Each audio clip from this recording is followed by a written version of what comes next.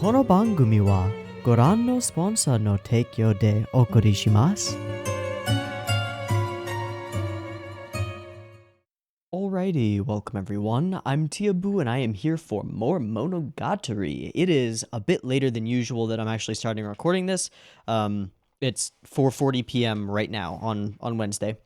So for those of you who are patrons who will be waiting for this until a bit later tonight, sorry. I am really sorry. I got kind of like not the earliest start this morning, and then Kanata no Astra was delayed by a while by Funimation, and then it was a double-length episode of Kanata no Astra. So it's just a little bit later than I'm used to usually recording these, but that's cool. I've already done a lot of the stuff that I end up doing like in the middle of a reaction for Monogatari, like grabbing food and feeding my dog. So I've already done some of that stuff. And we are here for, so just sorry, it's a bit late. We are here for Owarimonogatari. I don't know what it means. I haven't looked at any of the arc titles. I have looked at nothing, like absolutely nothing. I don't know when this is set in our timeline. I don't know if this is pre or post Tsuki, which would change where, like, how Araragi is and whether he's like okay or partially vampirified and at risk of becoming fully vampirified should he use his abilities. I just don't know. So like blinder than usual at this point, as blind as can be. I know nothing about Owari. So I have nothing to talk about. Almost nothing at all. So instead of talking too much, we're just going to go ahead and dive on into the episode. I will say before we get started that I'm looking to probably watch two episodes in this reaction. For the first time in a while, it's been a lot of 4, 5, and 6 episode arcs back to back to back to back to back to back to back. For the first time in a while, we have the chance to like slow it down a little bit. I don't know where the arc ends fall in this. I assume that because this is a full season, that like Bake and Nisei, there will be multiple arcs with multiple OPs and different stuff mixed in here. But I don't know where those start or end at all. So we're going to aim for 2 episodes, and if it feels like we are right on the cusp of a conclusion or something, and, maybe it feels like it's going to be a 3-episode arc, or we get cliffhanged or whatever, we're going to wing it. We're going to do what we always do and just wing it. But the aim, goal, most likely outcome is 2 episodes. You'll already know this because you'll see it in the title, and you'll see the length of the video, so I don't know. But we're gonna watch episode 1, talk about as much as we can talk about, and then we're gonna watch episode 2 and talk about as much as we can talk about, and then if we feel like we need to watch more episodes, we can do that. But aiming at 2. In any case, I have no information to go off of. It is Monogatari. It's made by Shaft. Let's go ahead and jump on in, and I assume we will have much more grounding and foundation to actually start discussing stuff once we get our first episode in us. So let's go ahead and do that. I've got the episode up and ready to go. Actually, not quite ready. I need to make sure that the subtitle track is the one that we want. So I'm switching that from Kami to Cole Girls, just because it's been rather reliable, and when I have swapped back to the Kami subs, they've always been a little bit weird. Not bad or anything by any means, but I've always found the Cole Girls just a little bit easier to follow, so we're going to go with that. I've got the episode up and ready to go. It is at 0 seconds. There will be 2 versions of this reaction video, a picture-in-picture version with the video up there, which you can find in the description, and a timer-based version up on YouTube. Picture-in-picture version won't have discussion, but will have the video. Timer-based version will have the video, will have discussion, but won't have the video. I'm confusing myself now. Apologies. So use whichever ones you want, get whichever content you need, whatever. If you are going to sync up your own copy of Owarimonogatari Episode 1, and likely 2, and potentially more, get that episode ready, because there's going to be a beep beep timer to count you down to the 0 mark, at which point the video will begin.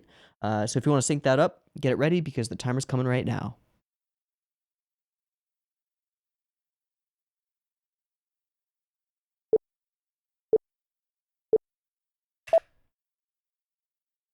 Ogi.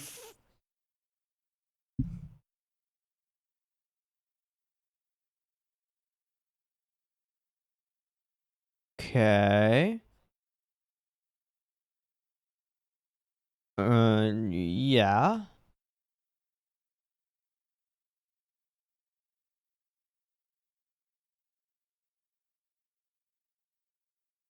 female form. Possible evidence of God. We're doing these again.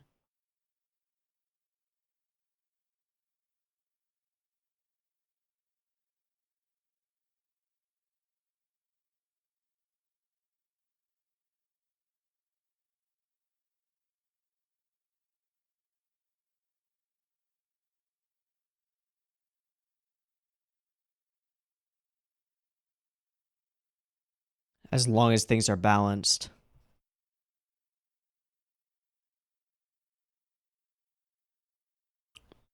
Thanks. Still her, though. Has a 0 gradient. Assimilates everything. We've got all of these golden formula stuff. Sure.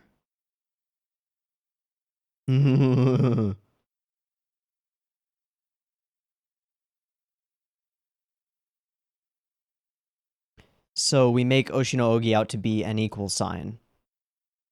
Start with majority rules.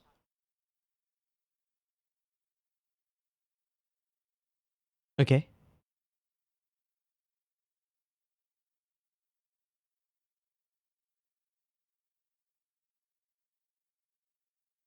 Express.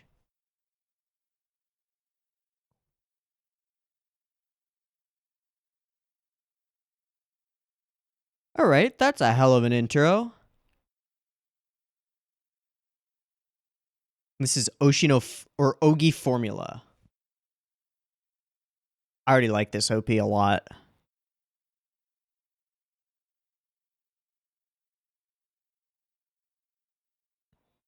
I mean, I don't like Ogi Oshino very much at present, but I assume we're going to explore that given it's an Ogi formula.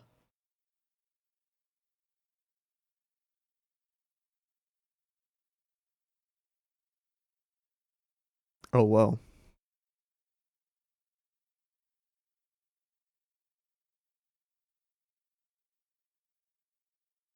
Oh, whoa.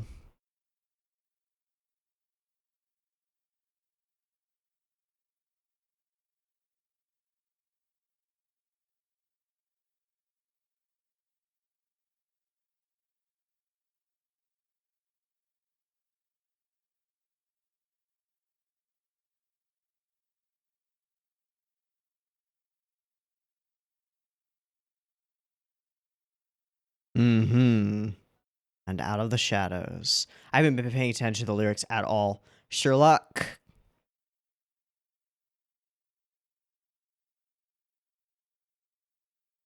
Ah. Okay. A lot of optical illusions. A lot of cool stuff in that OP right there.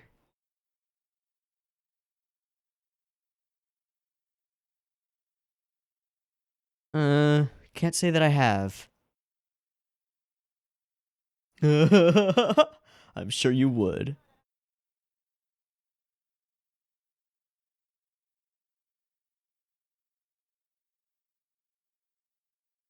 Oh. Locked in here. So there's a puzzle of sorts?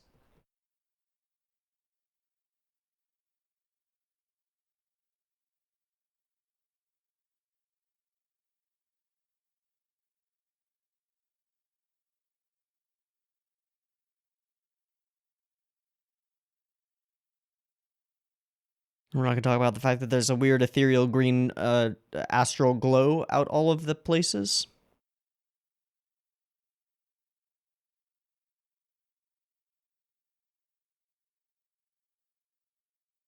So a true sealed room.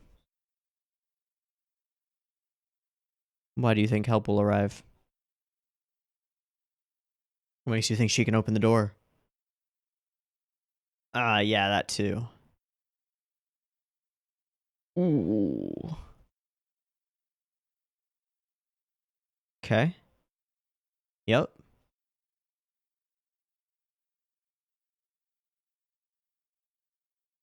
Wonder what she just drew out.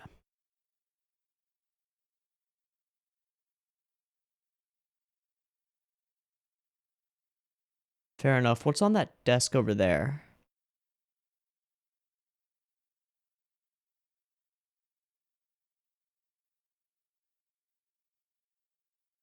Time stop. Okay. Yeah, that's too many coincidences.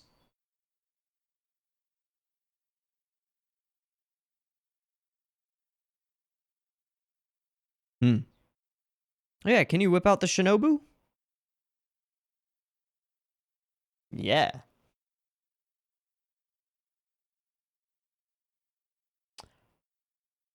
This is how... no. Intro by Kanbaru. So this is where we are. 6 months after. And why do we keep framing that television screen?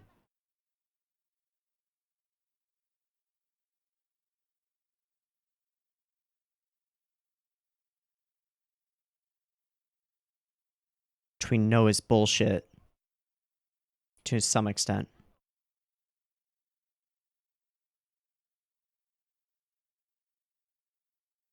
Mm-hmm.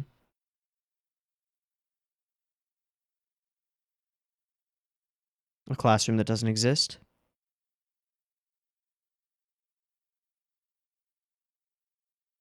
Looking everywhere except at her.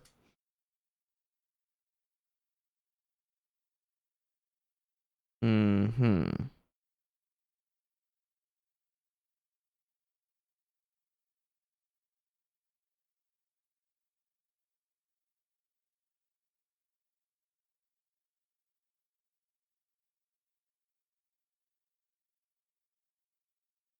Yes.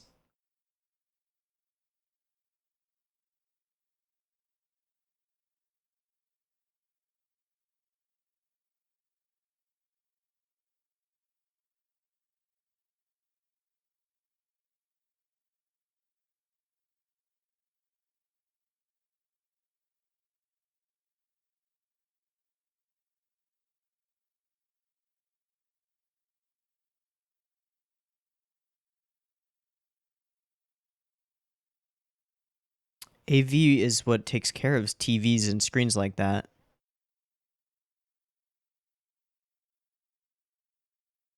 Sure.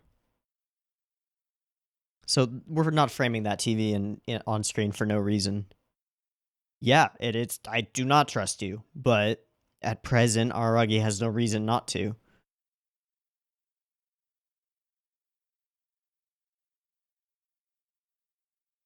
Uh huh.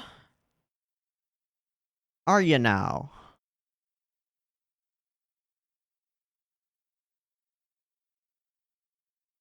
Indeed, it would. I would assume that they are. Okay. What is with her and weird moving shadows? So we go to investigate. Shadows again. This is already fascinating. And it does feel like a mystery.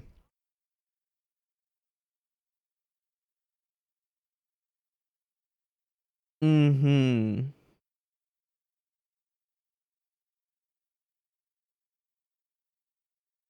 Seems entirely normal.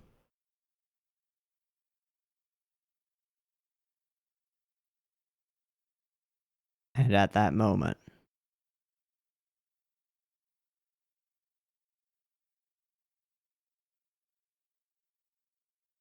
I think we're inside a computer or something.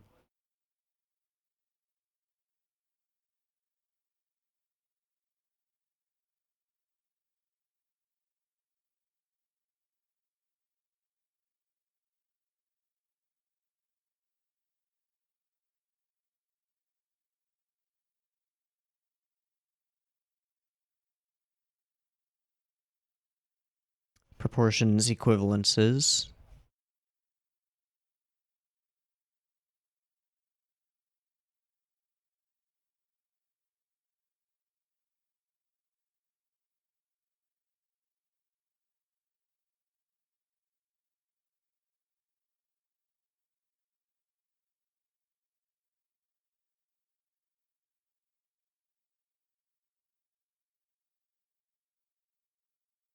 I don't want to. Reminds me a little bit of Hachikuji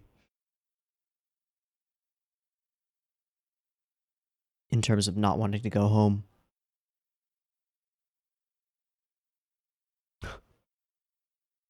Ahaha.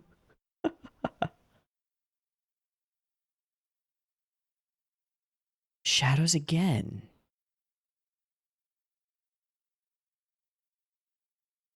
Gonna draw a circle around shadows.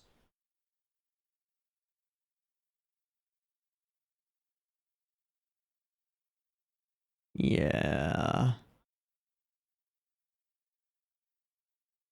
Thanks, Ogi.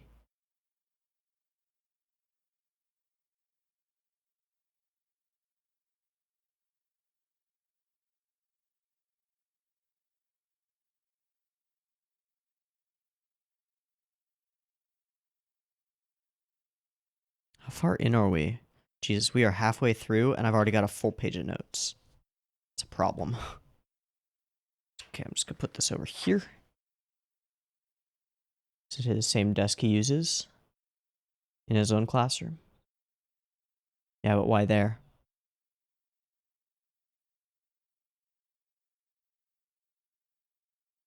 In the back middle? Hmm. Absolutely not. Identical to the others. Familiarity? Even though it's not the same chair.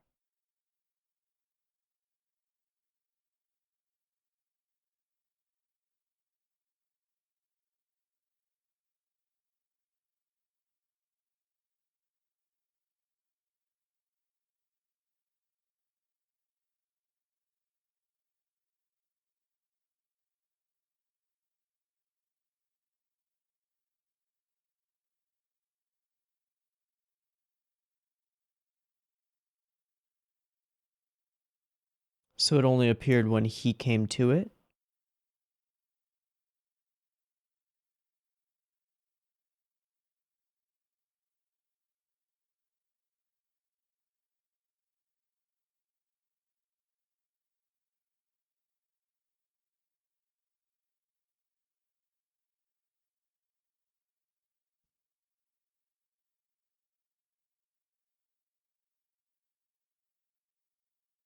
Oh? We weren't shown that. Okay. Believing what she says. Easy to deceive fools. Well, but is it stimulating your memory or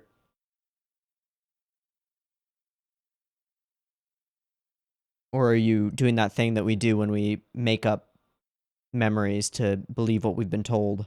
Also, getting swallowed by a classroom. That was a thing that happened.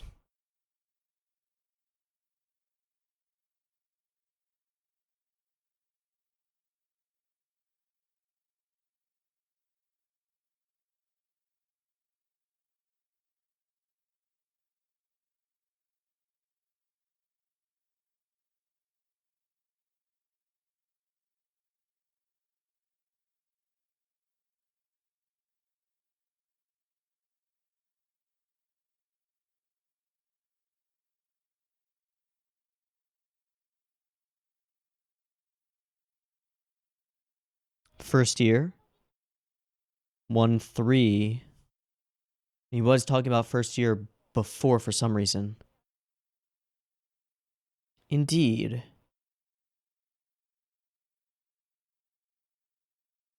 Bullshit. That's a weird way of putting it.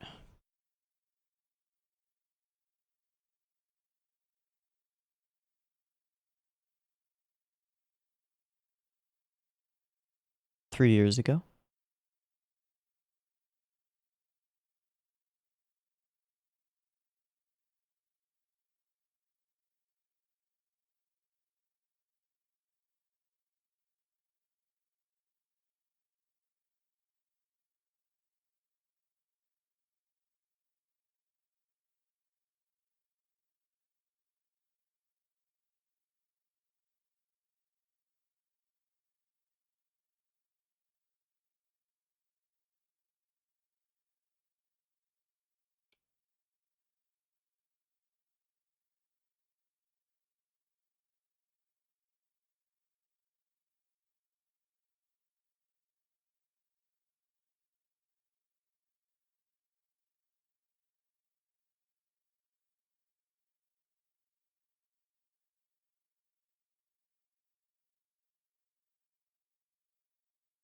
So a grudge, perhaps, because he was released?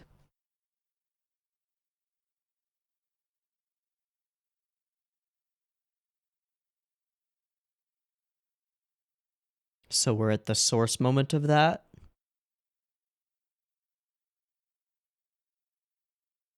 Indeed.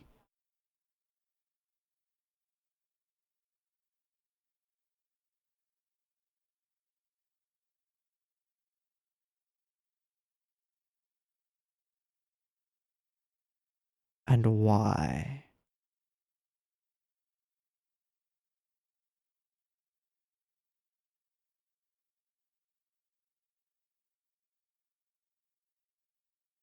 Seems likely.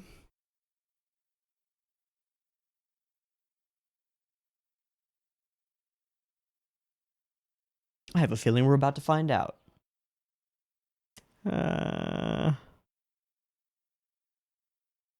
Again, the TV.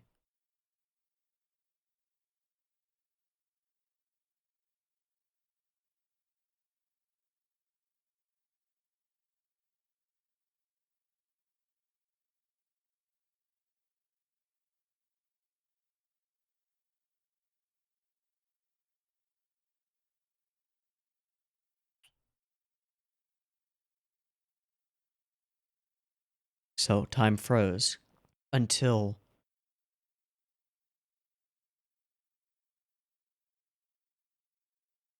did he take it upon himself? I would assume so.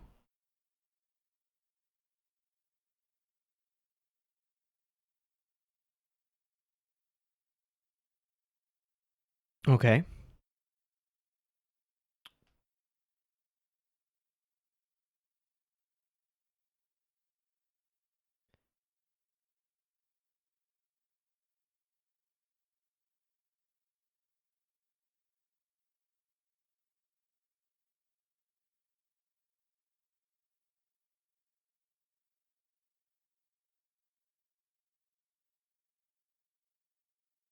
That that sounded very familiar, like a very familiar voice. Was that?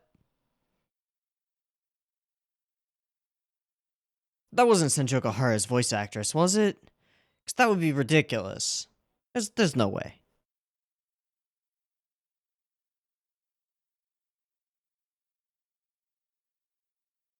She keeps talking about everyone in a play, which now kind of makes more sense after all. Anyway. And cast. 2 years.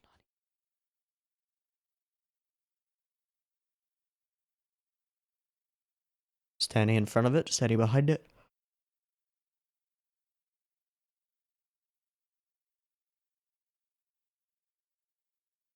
So what was the act that brought this about?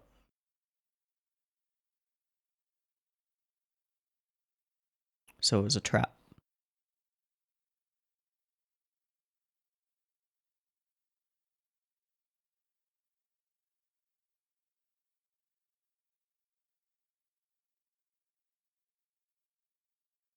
Is that so?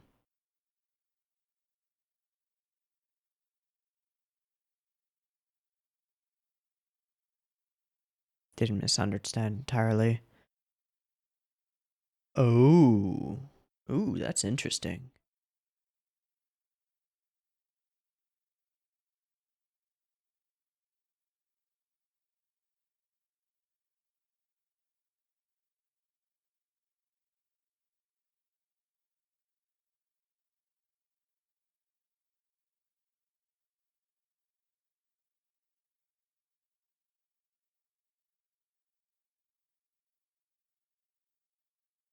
Oh.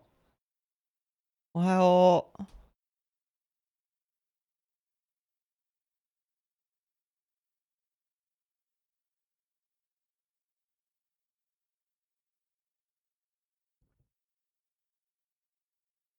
it does not. That's the good question.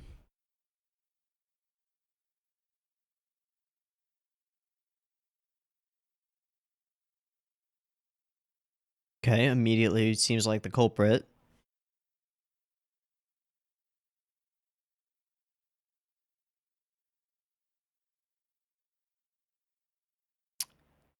Okay.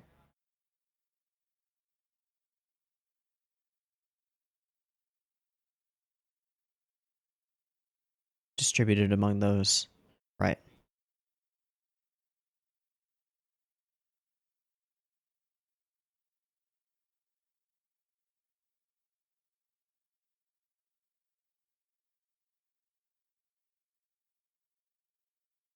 Was Araragi part of it? I assume he wasn't.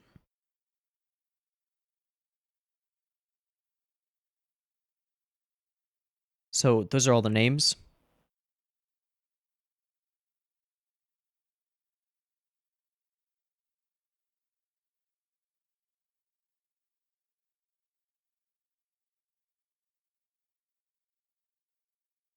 It's a quick flash. Yeah, why? Why would she do that? That doesn't line up.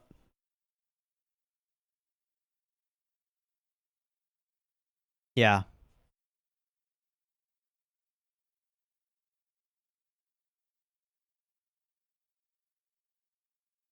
But why you? Because you had no friends.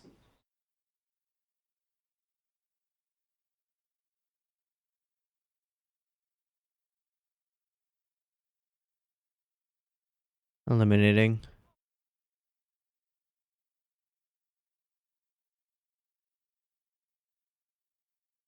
So were you the highest scorer who wasn't part of the study session?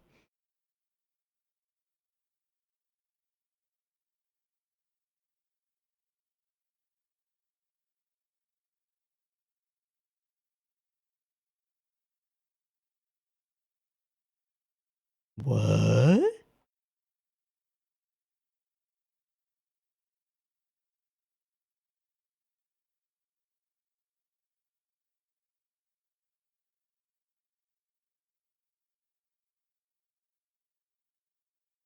That doesn't line up. Oh. I guess maybe it lines up. Pathologically hates you. I mean, I assume that she's the source of the aberration.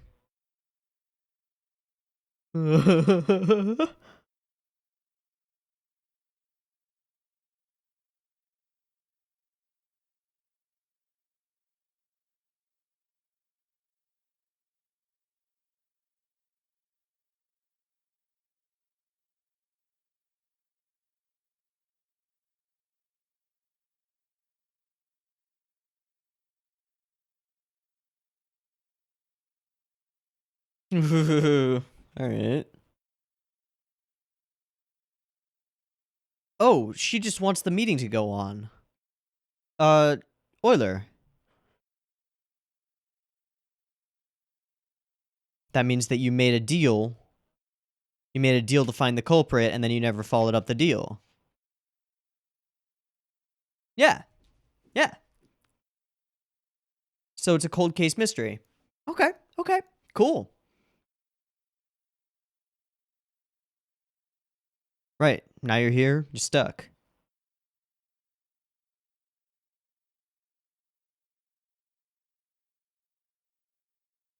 Yeah, it makes perfect Nishiyoi sense. Nishiyoi sense, if you will.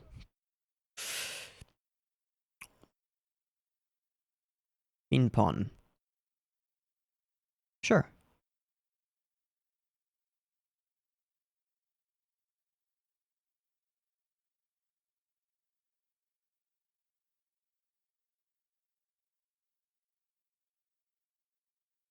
Seems likely.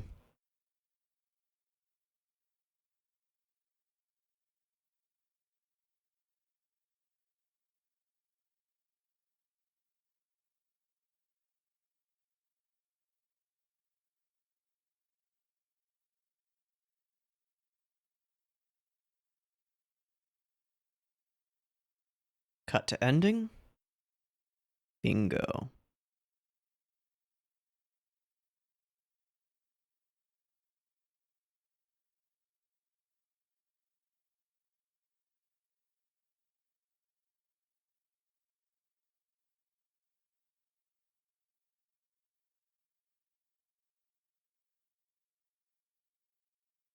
Uh.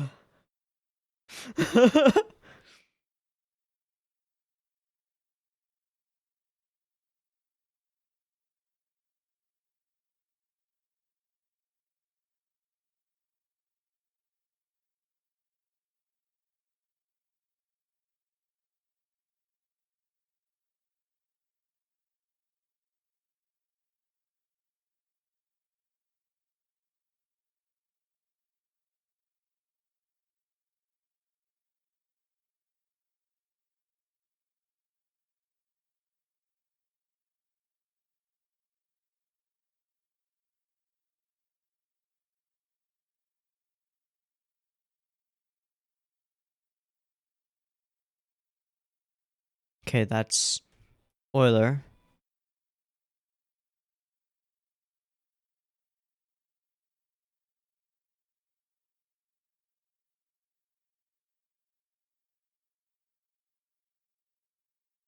Okay. All right, where to start? Where to start? Where to start? Instantly the most fascinating opening episode of an arc that we've had in a long time. If only because Oshino Ogi makes everything interesting. But even then, we've had openings to arcs that have had Ogi in them, but haven't been quite this interesting. So the first and foremost, always when we start a new Monogatari arc, I'm on the lookout for thematic or like major elements that will likely be recontextualized by the end of the arc to be like the solution to the mystery. Not the mystery itself, but the mystery of what's going on and why it's being talked about the way that it is. And um, our introductory monologue for this episode about, well, one, Ogi formula, two, Euler's equation, as a natural log with all blah blah blah, the deeper math stuff, but all of this leads me to some like thoughts about Ogi Yoshino, and I mentioned them offhand as we were going through the episode, but most of the time when I'm just going through the episode, I'm just looking for details to compile down. Um, and we talk about it as like an expression of inequality, majority rule, uh, solution being zero. Ogi said a really interesting line about the solution being zero and that therefore just don't matter, doesn't, don't worry about it. All of this seems to be, to my mind, or in like Nisioi sense. Or actually, I'm gonna coin that. I groaned at it the first time, but Nisioi sense is too good to just leave out on the table. It makes perfect Nisioi sense for us to be equating Ogyoshino with well, if nothing else, with the idea of an equation, with the idea of the equal sign that functions in the center of the equation. What we know about Ogyoshino is that whether or not she is the darkness that maintains balance and maintains the rules, she is fascinated by and interested in balance. And there is nothing that more clearly exemplifies balance than, well, an equation. This is equal to that. One side equal to the other. So all of that discussion, that rings to me as like, this is thematic setup for what Ogi's all about. Okay. Then we have the OP, which we're definitely going through all of, just because the visuals are really cool. I didn't see anything super mega, like, important seeming in the OP, but usually I don't see anything super important seeming in the OP until watching the arc, and then you go back and you're like, oh. But I also was fascinated by the visuals in the OP and didn't pay much attention to the lyrics, which sometimes have something interesting in them. This does, however, feel like a rather simple arc. Like a simple closed room cold case mystery story. I almost said murder mystery because closed room murder mystery is a thing. But okay. And we get Oshino in a Sherlock cap. So okay, it's a mystery. We're solving a mystery. Great. We end up locked in here.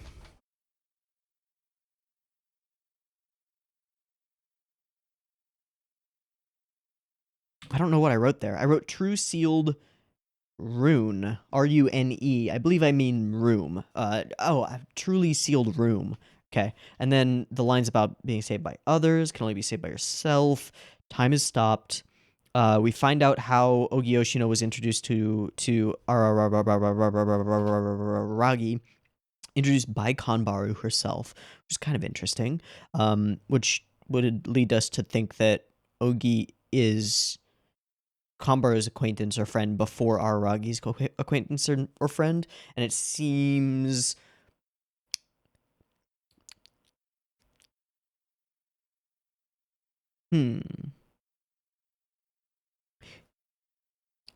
fully conjecture, just guessing. It seems like Ogi used Kanbaru to get to Araragi. The and just thinking about that, I didn't think about it before, but the line where Kanbaru is like, "Oh, she's so cute." Ogi may have been able to infer Kanbaru's preferences and may have used that against her. And that may be why she appears as she in the first case. or in the first place. Interesting thought, but super conjecture-y. No idea. So 6 months exactly after being bitten. Cool. But the actual meat of this story takes place 2 years in the past. Cool. Gotcha. We keep framing the TV screen. I wonder if that's actually important. I feel like it's not now. Now that we've actually like opened up the story a little bit, I latched onto that, seeing it kind of weirdly in frame a bunch of the time. Just that TV screen in the corner of the room. They kept framing the shots as though the TV screen was a character, like TV screen on one side, and as though it was like an over-the-shoulder shot of a TV. So I kept thinking that was interesting and kind of weird. And maybe the only point of that was that eventually we would head to the AV room, because AV room at a school would be where you would keep all of the TV screens on wheels that you can wheel into classrooms for various purposes, along with all the other audiovisual equipment, right? So, okay. Gonna just say, for now, I don't think the TV screen is terribly important, at least beyond that. And then I wrote down shadows and circled it a bunch of times because there's a massive emphasis every time Ogi Yoshino is on screen of shadows. Ogi often acts like physically embodies a shadow. We see that especially when she's sitting behind Araragi, as though she's very literally shadowing him, standing behind him, all that stuff. It's just how it reads to me. And I wrote down proportions, and I don't know why. Because Ogi had a line that included proportions. Aberrations being proportionate to the strength of like the whatever emotions gave birth to them. Cool. That covers page 1 of notes. For now, I'm just going to go through all the notes, and then we'll go through the episode itself and just glance at some of the visual stuff, because there was some cool visual stuff here. Specific chair. Why did you sit in this chair? Because I'm used to this one. But how are you used to this chair? This classroom you've probably never been in, but you have. Classroom is connected to Araragi. Check. Believing. And then the classroom becomes goop and goop as he remembers what he has attempted to forget. I forgot nothing. Year 1, 3. Oops, sorry. Let me write down the timestamp where I bumped the mic so I make sure that I go and edit it. Kamimashita. Okay. 40 minutes. Approximately 40 minutes of recording. I can find that. You're the one who knows everything. July 15th, Thursday, 6 p.m. Great, we've got a time. And it's got to be some kind of grudge. The fact that Araragi was the moderator is an interesting one. And the fact that, given like what we know about Araragi and that he's like needed help with studies before, it didn't ring true to me that he had actually scored 100 naturally on the exam. But we never really knew how he was at math, so I guess maybe it makes sense. Just gonna leave that be for now, because I think the mystery is rather easy to solve. I think. If I'm wrong, I'm wrong, and you can laugh at me for it, but I think the mystery is pretty easy to solve. When we do get Euler, her voice sounded very familiar. At the first moment, I thought it was actually Senjo Gahara's voice actress doing it. Doesn't seem to be, especially since Senjo Gahara is in the room. That wouldn't make much sense. How much? Class Prez. I don't know why I wrote those down. Because people call her How Much instead of Euler, and then she is the class president currently. There were some lines by Ogi about the cast all being assembled, the cast all being here. And then I wrote down, why was Araragi the moderator? And then I wrote down Euler and circled it like 30 times because it seems pretty clear what the mystery is here. The one person in the... Well, okay. There are 3 people in the room who were actually shown as people who are not just names floating in space. And they are Itagi, Senjo Gahara, Araragi, and Euler. Seems pretty clear that we can discount Senjo Gahara as being a cheater and a sneak thief, because otherwise she would probably have come to Araragi's attention to some greater extent. Just guessing. We can sort of rule out whether Araragi was the guy, seeing as he seems to be genuinely interested in solving the mystery and isn't just immediately saying, well, I was the one who did it, so problem solved, walk away. So that leaves one character, one named and shown character on set who is pretty clearly the person with the most to gain from this whole situation. And that would be Euler herself. I'm just going to call her Euler because I forgot her name. Or how much, whatever. That would be Euler. And, well, think about it. Why? Well, she was always antagonistic toward Araragi because he always seemed to score higher than her or anyone in her study group. What's the way to defeat somebody if they continuously score higher than you do? You cheat. And if you cheat and you see a statistical pattern that seems a little bit weird, maybe you use that to try and cover for yourself by setting up the meeting by yourself. Maybe. Seems pretty clear that Euler was the cheat. If I'm wrong, I'm wrong. Fine. As usual, it's more about the journey than the destination most of the time for Monogatari stuff. So I expect there will be some interesting things to reveal along the way if as I assume that is actually the case and she actually is the culprit. Hold on. Okay. If that is, as I assume, actually the case and she actually is the culprit, then, well, there'll probably be some interesting things to reveal. And it appears that there's maybe a more complicated relationship between this aged Araragi and this Euler character than has previously been indicated, just because of some of the stuff in the ED, where we have mostly Ogi here, and then bam, and then it becomes, you were supposed to be next to me forever. I said nothing. Now I know how important you were to me, but we will never see each other again. Yeah, this is a song of lost love, right? Or unrequited and then never followed through with love, which reads as, because that starts happening during this ED, and we get what appears to be Euler there with the twin tails. Well, I wonder if she'll be also Tsuntsun. I'll have to see. So that reads as a more complicated relationship at the very least, which is interesting. This train tracks thing is interesting as well. We get out here and he's on the bike. The table is gone. All right. Weird. Okay. Then we go in. Owarimonogatari, Ogi formula. Perfect. Get ourselves a bunch of equations. Epitome of elegance. Did we just switch subs? No. We're good. Beautiful is that this formula wasn't decided by us. Yeah, it's natural. Most of mathematics is. It's true because it's true. Most beautiful thing about it is that its solution is 0. We're going to speed up. And it's my feeling that because the answer is 0, nobody needs to bother with it. This is the stuff that reads to me as like, oh, we're talking about Ogi Yoshino as the equal sign and what she wants from her balance. Creepy eyes and stuff. This is a story about mathematics, and indeed it is. Might as well call it arithmetic instead, as though that changes anything. A rose by any other name would smell as sweet, if you know what I mean. And it is the story where the majority rules, which is the one thing here that doesn't click instantly. I guess it makes sense in context of like of the meeting in the classroom would be majority rule, but majority rule makes no sense in the context of equations. And also uncertain about the floating lucky cats. Not sure if we're just doing shaft stuff. Turn even our mistakes into the truth. Doesn't matter. Check it from consent. Expression of... Okay.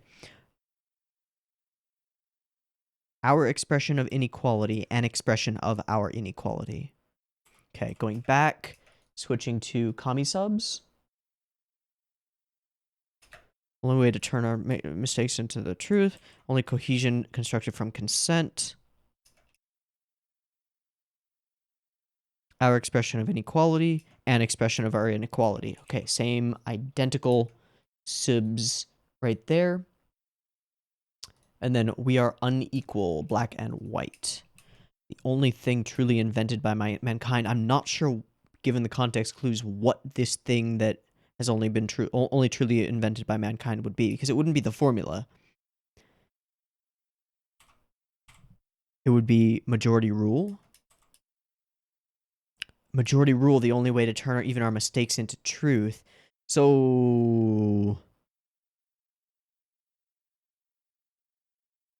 that adds another layer to the question, which is what did the group decide while they were locked in this room, doing this locked room discussion about finding the culprit?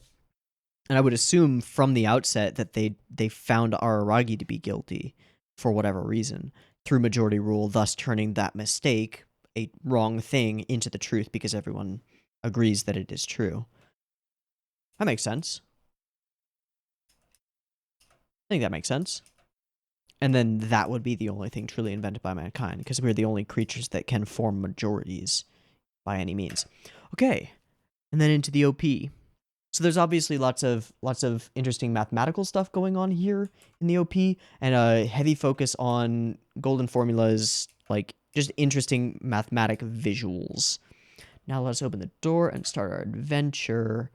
These flying almost lights that are are those supposed to be slit experiments? I'm not sure. Lots of golden ratio-esque rectangles. I want to do this. I want to do that. And Ogi Oshino herself. Their self. Itself. Whatever the fuck. Who knows? All present. Dancing around the classroom. Being creepy as fuck. I love this moment. I wanna frame by frame it. Okay. And then jump up. And then hold in place. And then camera moves around. Hop. Hop. And hold. There it is. And then rotate the perspective. So rotating the character, rotating the room the other way. Whoa. That's cool as fuck.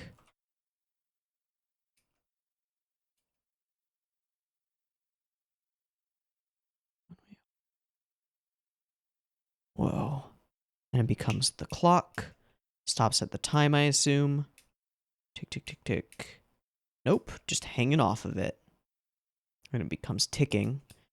And then it does stop at the time. And again with the just beautiful synchronization of the crazy weirdscape that she's currently inhabiting and the movement of the character to make it seem like there's this hang time or a point where perspective begins to change, as though you shift an object in 3D space and then you shift the space around them. It's pretty freaking cool. Leading to a true and just future. Okay, that rings true. Remember our boundless regret with eyes averted. Love this scene too. Creates the pile of desks that we've seen Oshino Meme sitting atop of many, many times, and then comes out of the shadow of it, very literally. And then climbs in through that television itself, which is super creepy. Very The Ring. And then we turn it into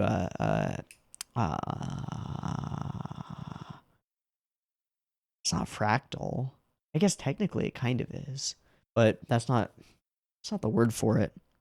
It's when you reflect two mirrors or video of a video. Okay. Did anyone's experience blah blah blah blah blah blah blah. And reflection in the TV.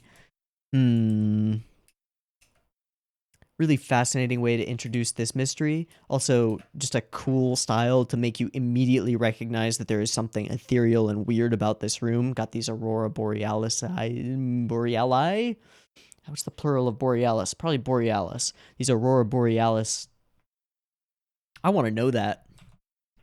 Borealis, plural. The plural form of Aurora Borealis is also Aurora Borealis. Nice. Oh, it's third declension. That actually makes sense. Yeah. And it would be, Borealis, Borealis. Yeah. Cool. Okay. Vel. I don't think I could have misunderstood. Glued shut. Just establishing that things are weird here. Says her own lines. What does she sketch? Okay, drops that to the thing.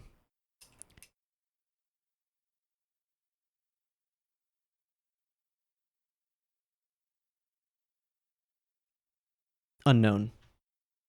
I bet you could figure it out if you really wanted to.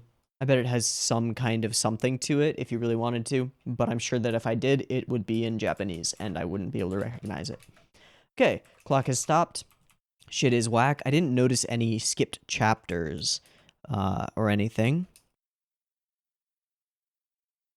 Is he eating a brick? No, that's just the bento. He's taking the lid off of it. Okay. It's me, Kambaru Suruga. Ah, she's already wrapped up. Interesting. And then there is Oshino Ogi. There's our isn't she cute? See, this is what I mean by framing like over the shoulder shots across the TV. It's just a little weird. And then that plus the matrix green color of the room that they're in just makes me think digital. It doesn't seem to be intended though. Okay, so we lay out the information. This whole sequence where we kind of constantly hover above here, and then we show Araragi looking down and then up, and down and then up, but we never see her face until she wants us to, and then even then it's in some creepy moments. Odd or perhaps unnatural, and there's a little fuzziness to the nature of the room. Cool. Again, reflected in the television. Cool. Weird. Not sure what to think about it. Suppose that aberrations are involved. Indeed. Okay, we enter without a problem. Time is time. Only know of the major aberrations that turn up in movies and comics. That also plays into the idea of a cast. Why would we be locked in the classroom? Well, because... And, yeah, study session, shadows. And we've got ourselves a simple setup for a complicated mystery, which is kind of the best start. Cycling through possibilities, eliminating options, and then we get our turn the classroom to goop and absorb everything moment, which is really cool and kind of horrifying. Yeah. This is what I mean by acting as though she's a shadow. This shot in particular strikes me as Ogi as a shadow behind Araragi. I remembered nothing because I'd never forgotten anything. Textbook is there. Time's on the blackboard. Something important happened, and indeed it did. A class meeting. A special class meeting. A judgment. And this is the source of Araragi's previous beliefs. Don't need friends. The time when someone without friends decided that they don't need friends.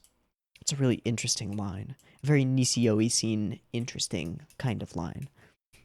Again with reflections, again with the weirdnesses.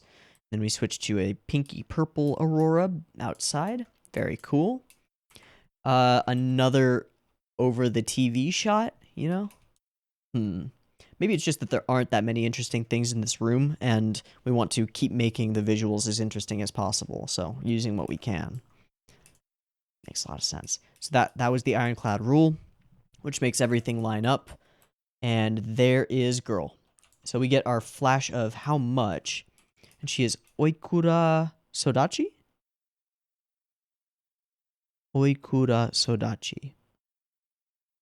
Oikur. Okay. Why they call her how much, I don't understand, but that's fine.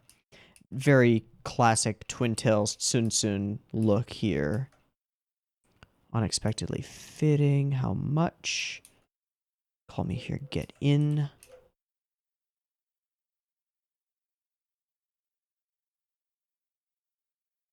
So it's... The other thing is that they all missed him. It's possible, given that he, by his own admission, has no friends at this point. But...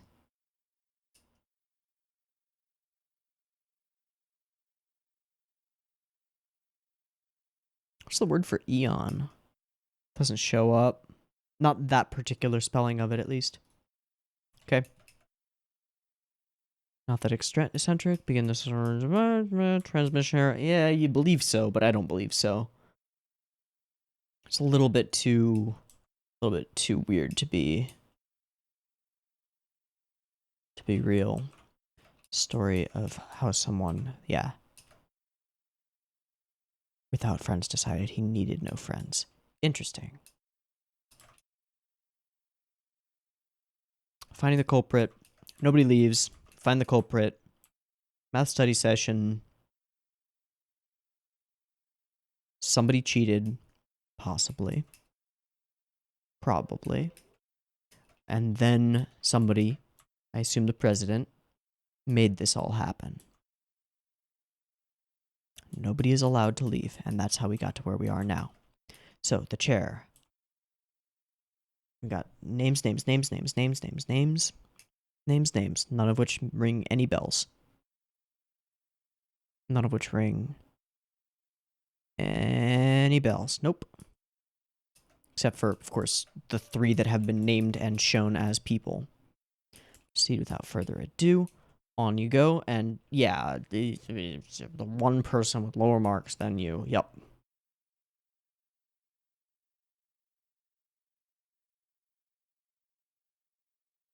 Sorry, I mean the one person with higher marks than you would be Koyomi Araragi. Very forward of you, Ogi. Didn't uncover the culprit, but that's the point. The one most haunted by it, indeed. Shadows, shadows. Time to solve the mystery. Cut to ending. Interesting ending. Okay. That felt like a pretty full sweep. I feel like I've extracted a lot of goodness from this episode. It took me 2 pages of paper to do. I need more paper. I'm actually out of paper now. I'm going to put these over here where I can reach them at some point, and then I'm going to take a quick break. So take a quick break. I'll do a resync. I'll grab some paper and get good to go, but don't need to do that on camera. So this will be like 0 seconds for you. See you in just a moment, and we will go ahead and from there jump on into episode 2. Cool? Cool. So see you in a moment. All right, we are ready to go for episode 2. Well, no, we're not. I didn't actually pull up the episode, which I should have done. Normally do that before now.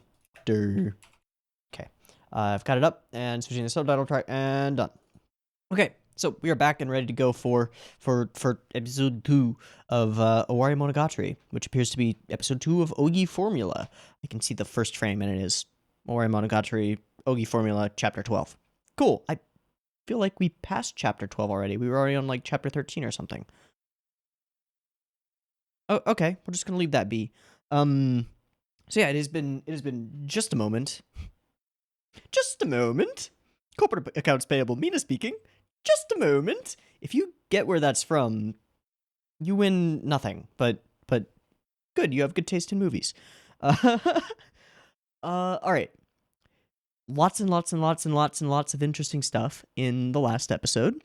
This feels like a short arc. This feels like a rather simple one with not a lot of characters going on and not a lot that needs to be done. We just need to find the answer and have the whatever aberration is causing this accept the answer, and then I assume this whatever weird realm we are currently inhabiting will just be disappear and poop Araragi and Ogi out the door, maybe, or just open the doors, whatever. Regardless, that seems like what we're aiming for. Now, usually, and I said this at the end of the last episode, usually the journey is more interesting than the conclusion, but it's still kind of fun to take guesses at the conclusion. So my guess is that it's Euler who was the culprit of whatever crime occurred here, whatever theft of test materials and spreading them around occurred here, and probably has reasons related to her jealous relationship with Araragi, which I'm going to guess, given some of the content in the ED specifically, and the fact that she reads immediately as tsundere, I'm going to guess that she's also got some kind of unrequited jealous, maybe love thing for Araragi, potentially just because he scores high on math exams. Makes sense, right? I think it makes sense. It definitely makes Nisio sense. But I don't really know. Let's go ahead and jump on into the episode, and we'll just talk about it as we go the way we normally do. Like, no shit. Like, No shit, Teeaboo. We're gonna talk about it as we watch the episode. Wow, it's almost like that's the whole thing that you do. All right, let's go ahead and jump on into the episode. I'm just gonna keep being stupid, and we're gonna keep having fun. I've got the episode 2, up and ready to go. It's 0 seconds. There will be the 2 versions. Go to the other version if you want the other version. If you want this version and you're syncing it up, then get it ready, because syncing thing. Nailed it. This episode is 3 minutes-ish shorter. Cool.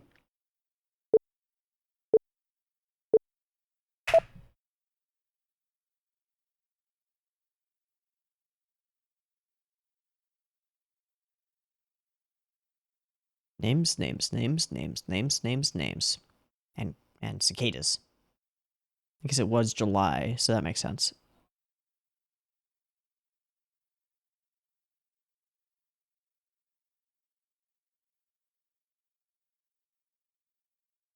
Right.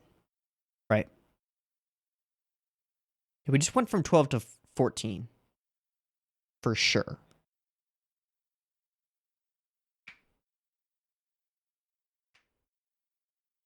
Of course.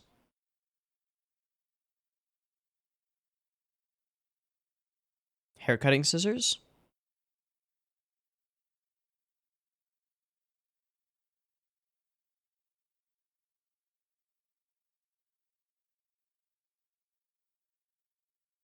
Other tools for cleaning up hair cuttings.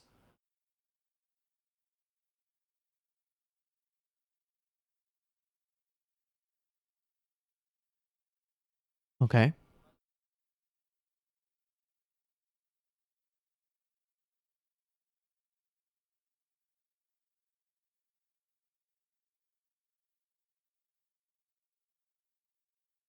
A reasonable assumption.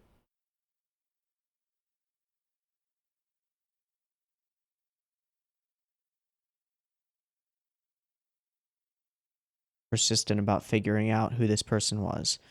Why was that in quotes?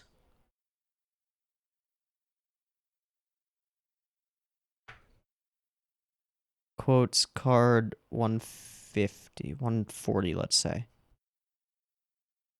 It does. Lack of proof, a lot of hearsay.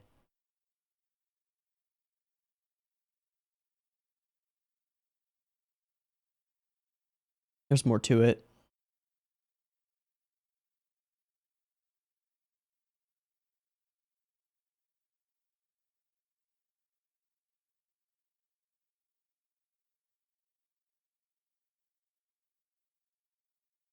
Happens all the time.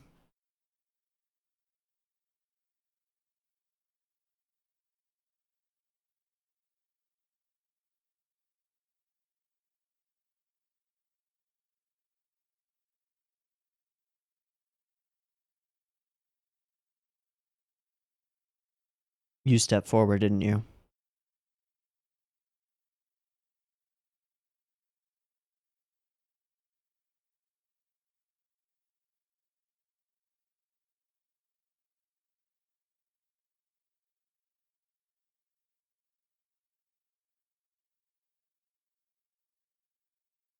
With the slithery noises.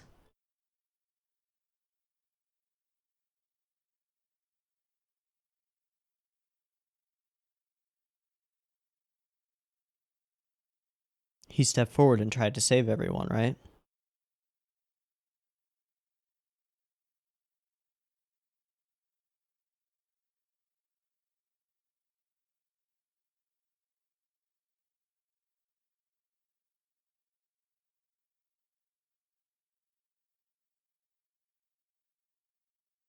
Didn't find happiness.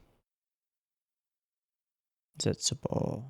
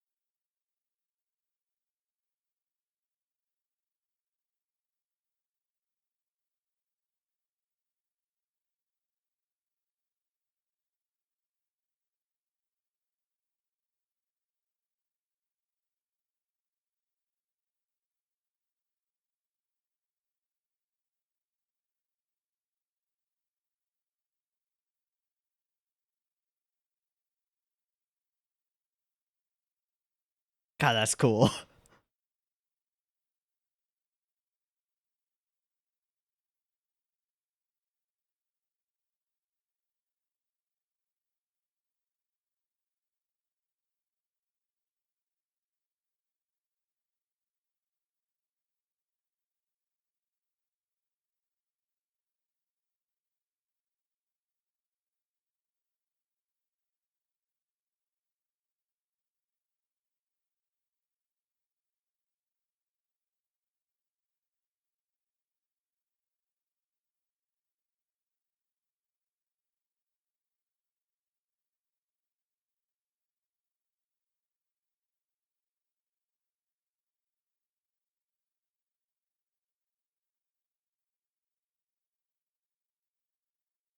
Mm. Overwhelmed mediator. Clashing of chairs and desks.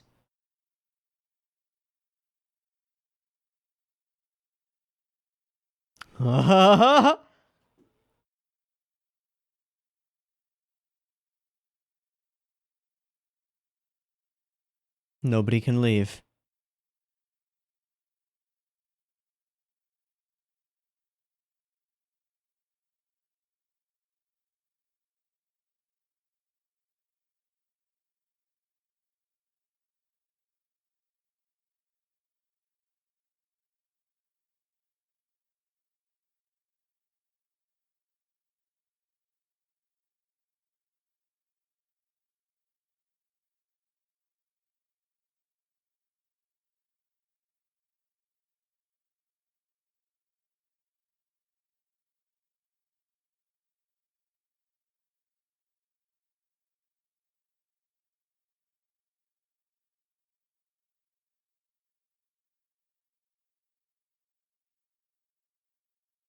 This is fascinating.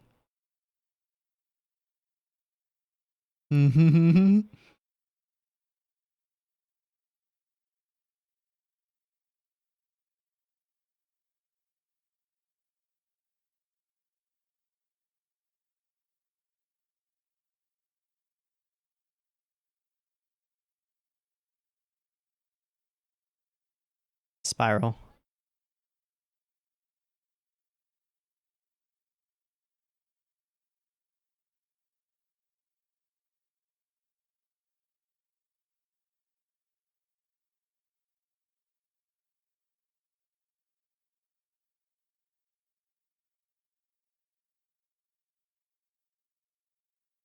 Is it though?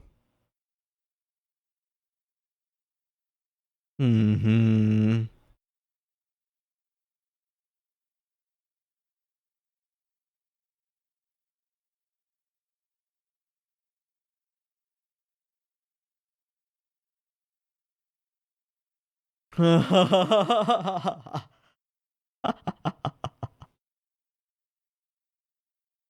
Okay.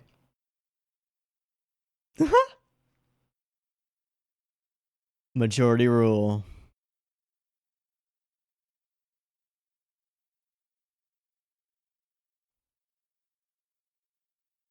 So he didn't step forward. And no.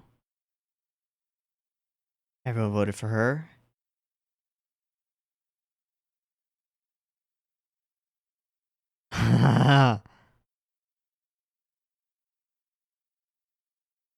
Uh-huh.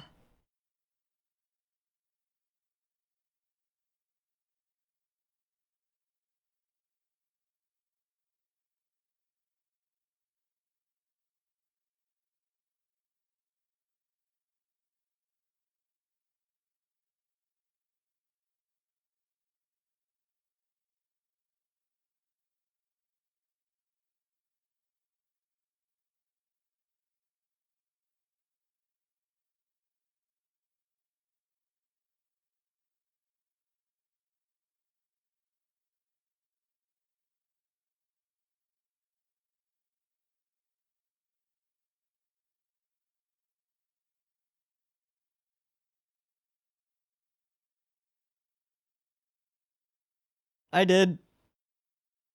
Now, not sure about that.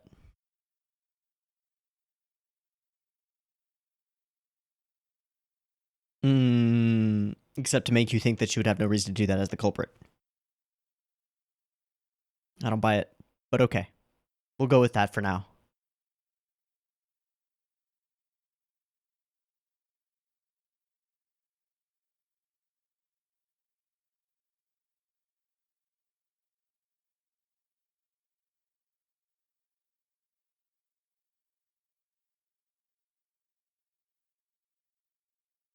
Right, fabrication of the truth. But it is true.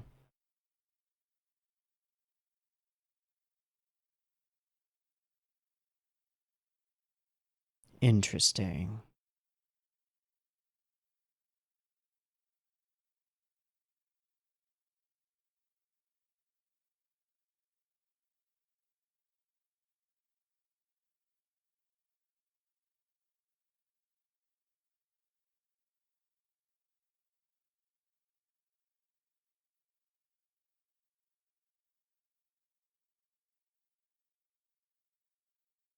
Diluting the meaning of it, yeah.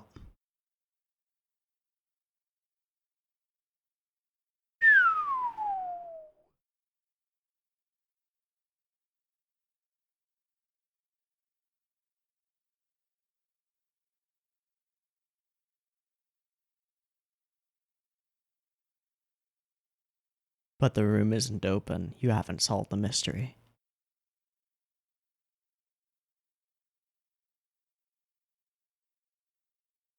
Go try and open the door.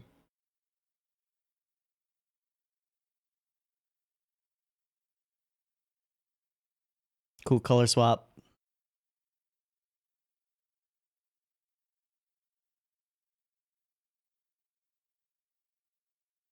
Can't have that.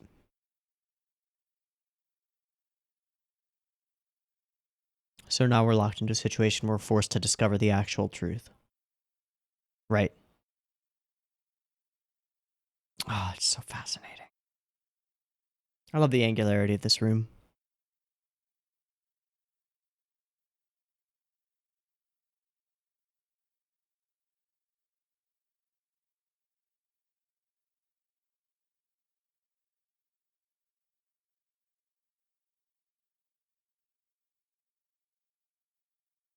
Big group of people.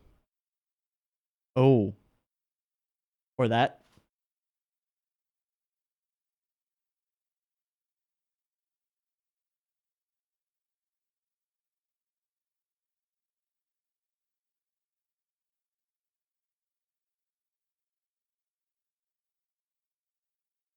Okay.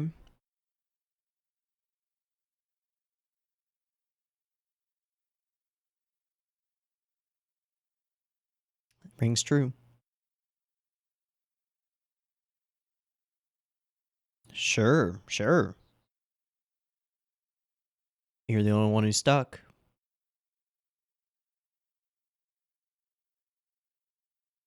Well, I guess Ogi is too, but I don't really count that.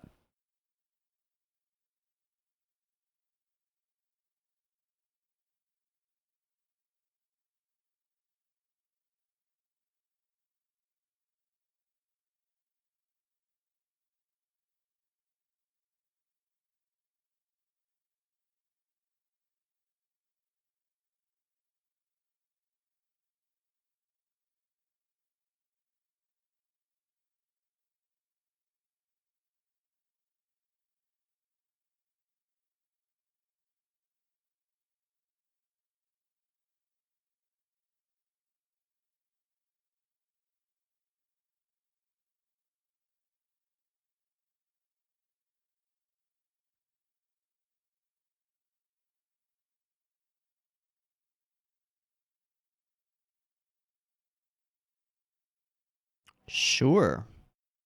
Sherlock hat. Ping pong.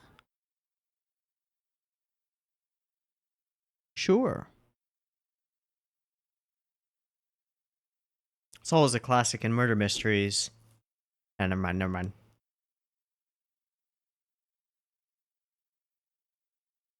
It's always a classic in noir films and murder mysteries to have the person who comes and asks for a private eye to actually be the culprit.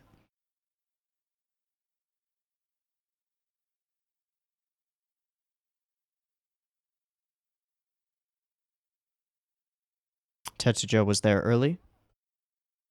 Hmm.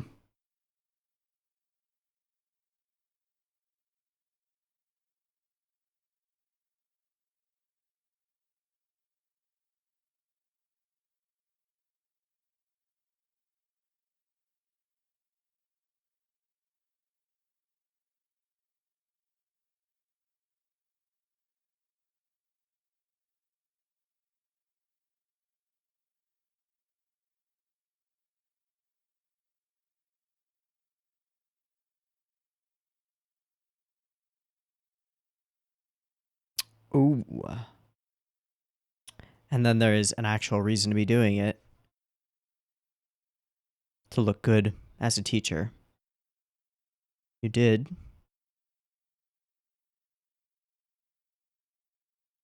The trash, right?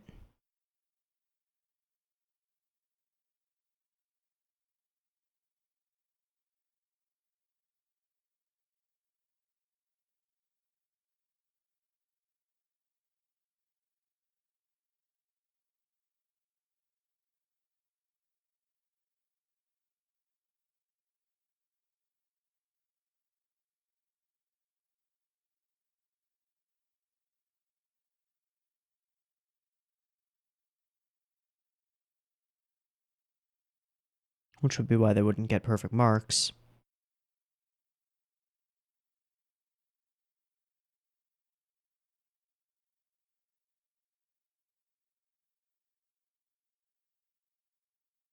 Sensible. I mean, teachers.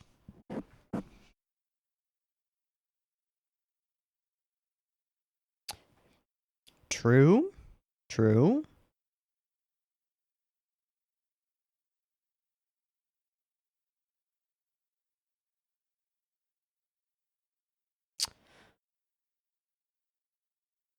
Whoa. Oh, that makes much more sense than my idea. Cool.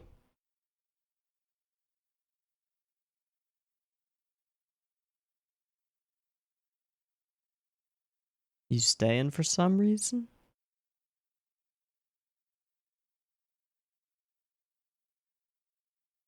Yeah.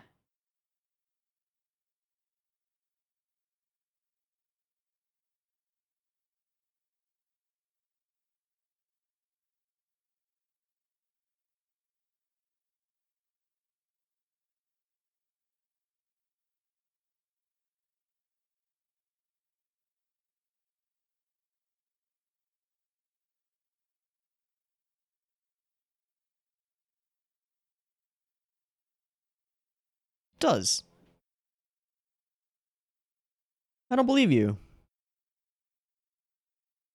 I don't know. Fair.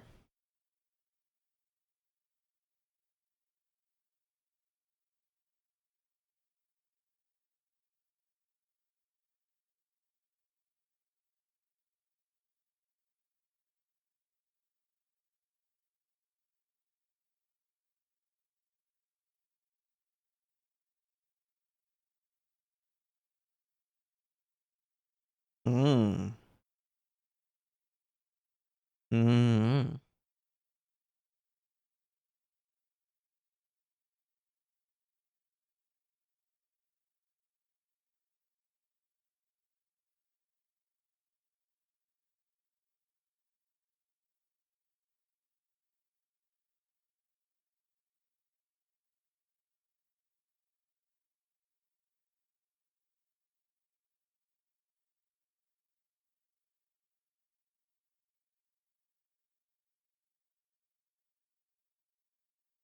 Also voted.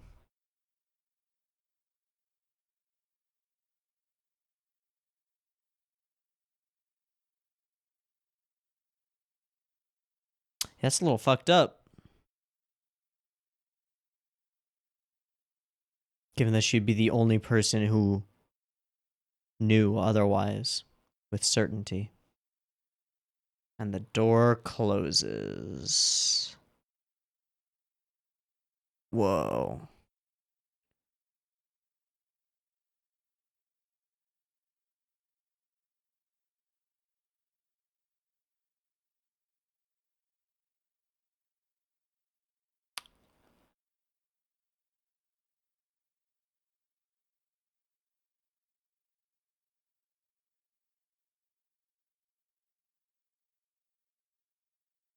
And how does that make you feel?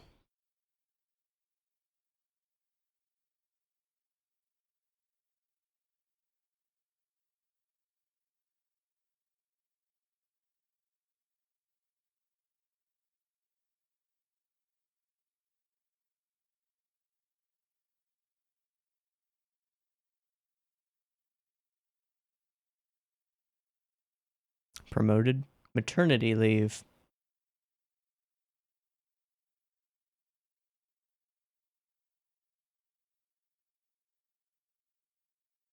What about a oikura?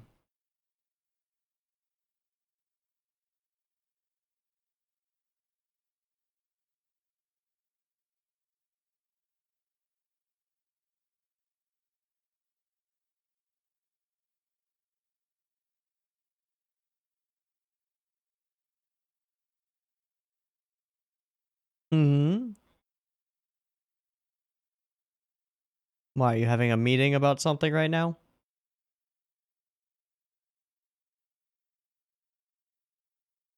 Oikura back?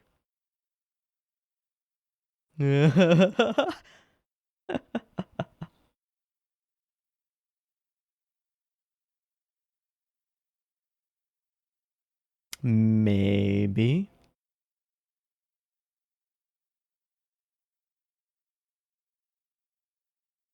A person with whitish hair?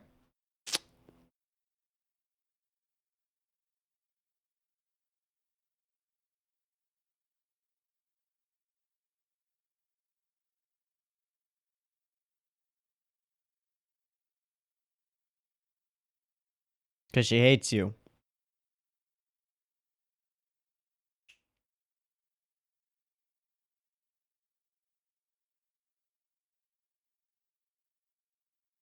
And she's come back to take your title. Huh. Hmm.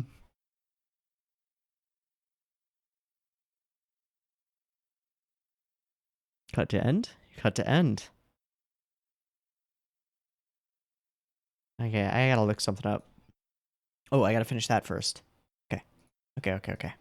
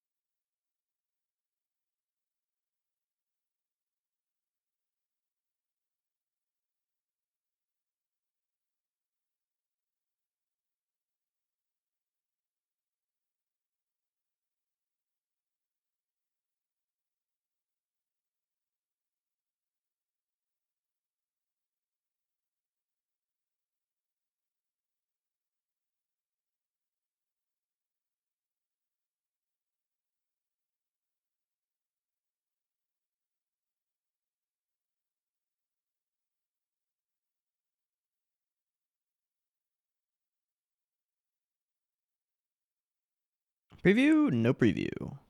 Tick, tick, done. Cool. So I was wrong. I'm glad to be. Because the right answer was much more interesting. And kind of cool. And this means that we get Oikura back. So what I just did at the very end of the video where I was like, I have to look something up, I went to the episode list, and there's like one column in the episode list that lists the title of the arc. And so I went down and I saw Ogi, Sodachi, and then I stopped reading. Like, you just, that's what happened. So just checking to see if this was the end of the arc. Just making sure that the arc doesn't like continue on and Ogi formula isn't more of a thing, because it seemed like it was the end of the arc and I just wanted to make absolutely sure. Because I would be kicking myself if it had said Ogi and I had stopped there. But things being what they are, I think this is a perfect place to stop for watching more Monogatari for the day. This will be the first Monogatari reaction in months that hasn't been like 4 episodes or more.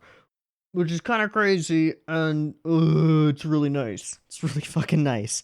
So, as much as I love doing the long ones, they get worse as we go along. Like, I mean, like my ability to react to and understand and just comprehend what's coming at me from the screen gets worse as we go along, and I'm aware of it, and I don't want to do it. So I want to break this up, especially because of how fun and interesting this arc was. I want to give the next one all of the chance that it deserves. Okay, so a lot less stuff written down in this episode, partly because we didn't obtain a lot of new information in this episode. We just recontextualized or twisted some of the information that we had. So let's just skim through the things that I saw fit to write down. Scissors, haircutting, and like certain objects placed on desks actually reminds me quite a bit of Utena in a weird way. There's a section where objects on desks is like a thing to represent the characters, but we had like haircutting scissors, the sweepy thing, a dustbin, and a little brush. And then there were glasses, and then I don't remember, there was something else too. And then of course the cats, the lucky cats, which I didn't put together as voting as majority rule until that moment when we actually see them all voting. It's like, oh, duh. All right. I wrote down quotes card. Oh, quotes on a card at timestamp 140-ish. Yeah, there were quotes there, and I didn't catch the total, like, the whole thing. She was persistent about continuing this figuring out who the culprit is ordeal. Okay, so I thought that it was something that was, like, saying that she wasn't actually trying to figure out who the culprit was. Something that would read like, she was continuing to try to figure out the culprit, as though she was putting on a farce, right? But no. Not the argument, but the conclusion was the thing that put him into despair. Also, having just started Sayonara Zetsubo Sensei, having the voice actor for Araragi Koyomi and Itoshiki Sensei say Zetsuboshita or something close to it was kind of fun. kind of fun to be doing that. Shaft, I see you, I see what you're doing, and I like it. Lost my moral compass. Her quote-unquote fiery hatred for Araragi definitely reads to me as Tsun and more Tsun, and hey, maybe we'll find out as we move along, considering that the next arc, the only thing that I know about it is that it starts with the word Sodachi. I don't know what the next word in the arc title is. That's all I read. Fiery hatred, but is it? I don't think so. I think she likes him, or is somehow complicated in her feelings toward him. Vote is the majority rule that we're talking about. Oikura herself is the one who has voted the culprit, and it is that in and of itself which caused Araragi to go into despair and believe that he doesn't need friends, that people are the suck, the big suck, and the worst suck, and also that justice is bullshit and a lie and, bad juju. Cool, nice. This whole idea of right and justice being a fabrication, I think, is a fascinating one. And one that rings true with just like theories of relative morality. And it plays back into our concepts of Euler's formula and like real unset universal truths. Debatable, sorry.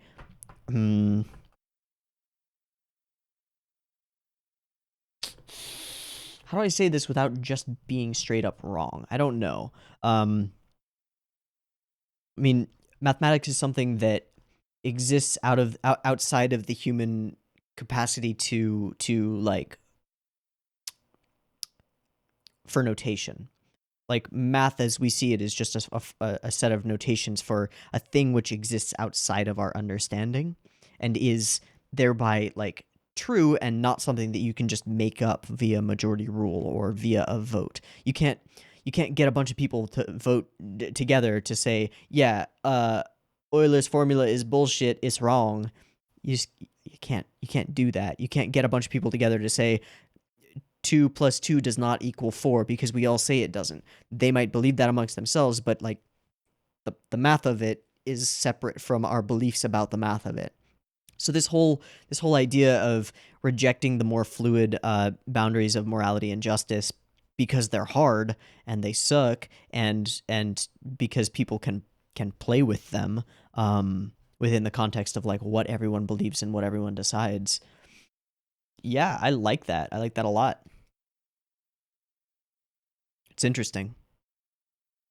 It's definitely interesting. It as an explanation for the long-standing question of since the beginning of Kizu, even before that a little bit, but mostly since the beginning of Kizu, the long-standing question of how did Araragi Koyomi get to the point where he truly believed that he did not need friends, did not need people, and now we even expand that a little bit to the belief that justice is essentially a fabrication. How did he get there? How did he become that person? It's been a question. It's been in the very, very far back burner for a long time, but we have just grabbed it and brought it to the fore and, you know, put it on blast, if you will. Very interesting. The particular line about I chose isolation over desolation, it's rather melodramatic, but it's a really good fucking line. And then the Ogi Oshino continuously telling us that she knows nothing. Although she may have only said that once and we just heard it again. I know nothing, you're the one who knows everything. Yeah, she may have just been saying that a second, or we might have just been replaying the same footage, if you will. But an interesting one given our history with I know blank or I don't know blank statements in Monogatari series. They're interesting.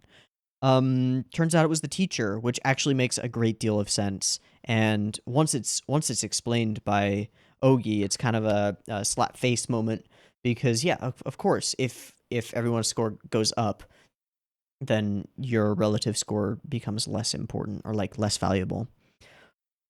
Unless you're already at the top, in which case it just doesn't matter to you. So while wiping the blackboard, was able to see some portions of what was talked about and discussed during the study session, and was thus able to ensure at least that the students during the study session were, without their knowledge, focusing only on those things which would be on the test. Very smart, very interesting.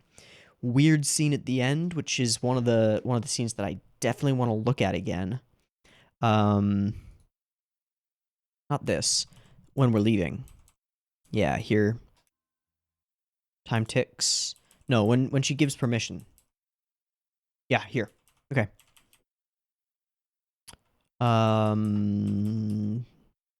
Here. Let's go home. Touch the door. Push. Yeah, you can leave. I can leave. Struck me as a strange line immediately, too. And then, as though giving permission. But that is always to enter a building. Can't say I've ever had to get it. Shinobu-san is pretty special. Again, we're focusing on the shadow, as though we're framing the shadow as Araragi instead of Araragi himself. Because we're talking about Shinobu. Kind of cool. Very cool, actually. You've been a prisoner of your past for 2 whole years. Only naturally you feel betrayed. Future moral figurehead cheated. Yep, makes sense. Atoned. And then stops him. And we get this moment. I have no idea what the fuck to think about this moment. This whole moment right here. It's a long-ass moment. What the fuck was that? And then we drop to black screen, back to the flashback, observing as an observer in his own past, in his own mind. Went to the audiovisual room on a whim. Nothing there. Some really cool framing in this ending scene. This is really cool. Particularly that shot, of course. Really cool. I like this shot. I don't know what it is about this one, but like it just reads so crystal clear to just put their outfits there. It's great. Don't believe I'll ever see Tetsujo again, but and then Hanaka shoves him out. Nope. New student in class, but an old student in class. Also, the little moment where she's getting uncomfortably close to him and he's shifting away from her boobs. All right, Aragi. All right. And she is here. Because it's Oikura. Bingo. Cool. And this all serves as an introduction to her and their past conflict and everything about that.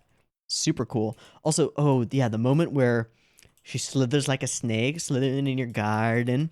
That was a weird accent that I just did there. Not what I was going for, but okay. I don't know where it went. Slithery snake moment. It's pretty creepy. Anyway.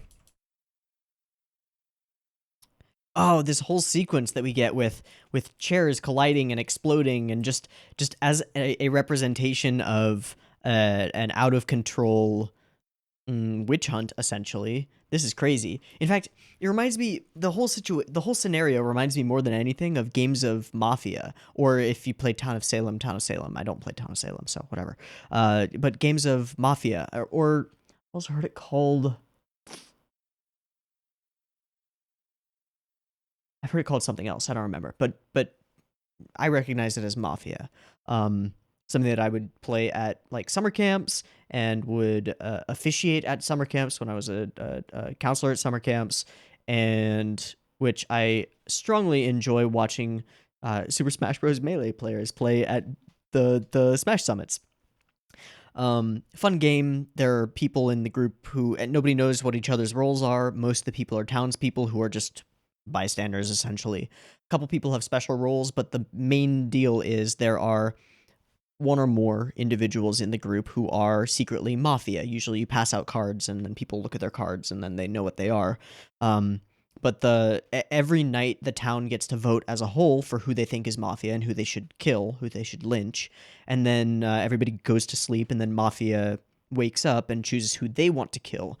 And when the number of townspeople and the number of Mafia is equal, the Mafia wins. When all of the Mafia are killed, the town wins. So it's a game of deception and strategy. Just very reminiscent of this because of the whole witch hunt element.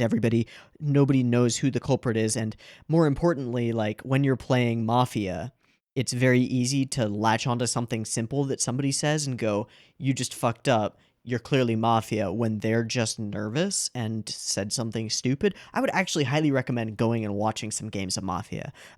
For watching purposes, I would say that the Beyond the Summit Super Smash Bros. Melee Mafia games are some of my favorites to watch ever, because there are some amazing games there and some amazing plays made there. You get the whole picture. It's great. But anyway. Weird tangent on Mafia there. Not what I was going for, but whatever. There are parallels, there are similarities, and it's it's interesting because in the game of Mafia, very often the town lynches other townspeople, or valuable power players on their team. You know, people like the medic who can choose to save one person a night and prevent them from being killed by Mafia, or the detective or police officer who can choose to check someone each night and determine whether they're Mafia, from the mediator. Like, once you enter into a group mob witch hunt mentality where you know that there is a culprit amongst you, but you're not sure who it is, everything goes out the window. Every bit of trust you have about anybody goes out the window. It's all bullshit. So that's what this whole thing reminds me of, because one of the most common things that happens in those Mafia games, I actually made this parallel during the watch, and now we're following up on it. One of the most common things that happens is near the end, when you're deciding who to lynch for the day, people get really, really excited. Like, oh, we've got the right idea. We've got the right idea. We've got the right idea. And then in that moment, it takes nothing. It takes nothing at all to get everybody who is like in a bloodbath, like a blood rage, to just turn their attention a little bit to somebody else. You get everybody's attention on one person. Everybody's like, yeah, we're good on this. And then somebody goes, yeah, but he said this one weird thing like 5 minutes ago and it's irking me. And everybody turns and goes, it's them. And then they get lynched when often they had the right idea before. You just get to the end and then go astray. Super interesting how groups work like that, can work like that. Fascinating and continuous use of like mathematical stuff. Like we've got this golden spiral here. made out of the chairs, and then forming within blocks that kind of match up. It's really cool. Oh, it's so cool. Different colorations for the two of them. Really interesting. The hot fire. And we are going to vote, hoisted by her own petard, if you will. I love the scene where all the chairs just rattle back into place. Everyone being calm and finding their seats, finding their places. Another Ogi popping out of shadow moment. Pop! Crazy. A look of sheer disgust. Believe it, yeah. And he never again scored full marks in mathematics. We'll have to see if that changes. If many people acknowledge something, even if it's false, cruel, or stupid, it can become the truth. And so you, disillusioned with the dilution of justice, well, what are you going to do? Just realized I was instinctually head tilting. I love what happens when we drop the green and white aesthetic and go to this like darkened red and black. This is just it just gets me in the right place. I don't know. I really like this aesthetic. It's cool. The weird distortion happening here at the edges of the frame. Very fisheye. Very cool. Shadow and light, half and half. Bits and pieces. Could I have made this room? Yes, of course. And she realizes what he does not. I love this head tilt. Yeah. No, where is it? What is she talking about? And then no? Before this? Yep. That one. It's great. Fantastic. Great detective, bringing back the Sherlock references, kind of. Homeroom teacher's also the math teacher. Bingo, and then it becomes so simple once you figure it out. Had a couple of hours, changed a few answers, a few questions. Easy peasy.